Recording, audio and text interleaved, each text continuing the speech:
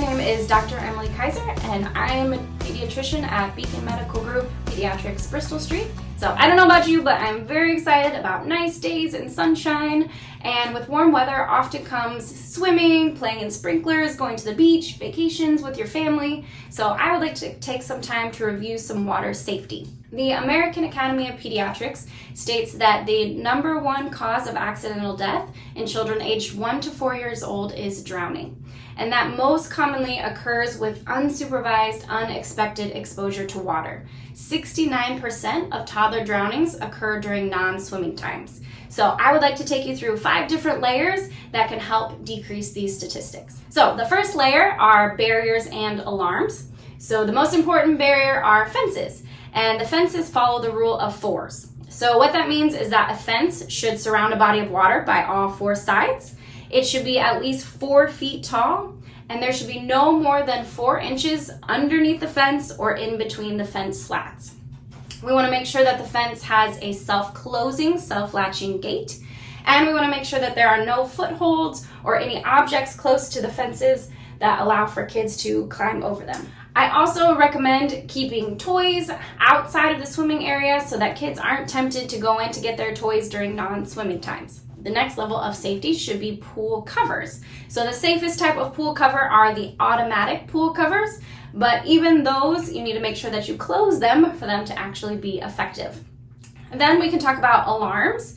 So we want to make sure that the surface of water has alarms. There are special alarms that can go on the water that detect water movement.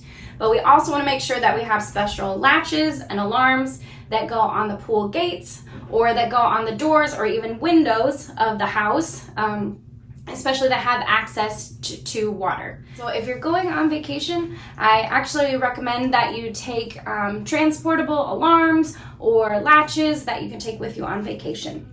The next layer of the safety is supervision. And I think this is probably the most important layer. So if you have infants or toddlers, you need to follow the rule of touch supervision. So what that means is whenever you're around water, you need to be within an arm's length of your child to keep them safe. Next layer of supervision is to use a watcher. So what that means is that you have a designated lifeguard who's in your group, even if there is an official lifeguard in the area. So if you are the role of the lifeguard, your job is to watch the children and to watch the children only. So what that means is that you need to put down your cell phone, you need to decrease distractions, you need to stay sober. And then I recommend that you rotate the role frequently to avoid fatigue. So the National Drowning Prevention Alliance actually has some pretty amazing resources. So I found this water watcher on duty card, and I know it seems silly, but it's kind of a physical reminder and a handoff item so that you know who in your group is being the active lifeguard. Speaking of supervision, there are a couple other groups that require special supervision. So the first are infants. So unfortunately, infants can drown in as little as 1 to 2 inches of water. So we need to make sure that any baby pools, coolers with ice, buckets of water are immediately emptied and turned over once we are done using them. We also need to be very careful with teenagers. So teenagers aged 15 to 19 years old have the second highest mortality rate from drowning. And that's because they tend to overestimate their skills and to underestimate the danger. Their brains during that time are still developing, so they don't always have the risk analysis that we would hope that they would have. So please still supervise your teenagers, especially around natural bodies of water, as that's the most likely place for drowning for teenagers. We also want to keep some special populations in mind. So children with ADHD, children with autism, children with developmental delays or seizures are also at higher risk for drowning. So please make sure to keep these populations in mind when you're making your safety plan. So supervision also means supervising the environment around you. So especially with natural bodies of water, make sure that you are swimming in a lifeguard designated area. Make sure you're watching for any weather warnings, weather flags that are available. We want to look for riptides, undertows, all of those things that could increase the risk of drowning. Also make sure you tell your kids that they jump feet first, especially the first time jumping, so that we can avoid any head injuries. So the third layer of protection is to make sure we're wearing appropriate life preservers.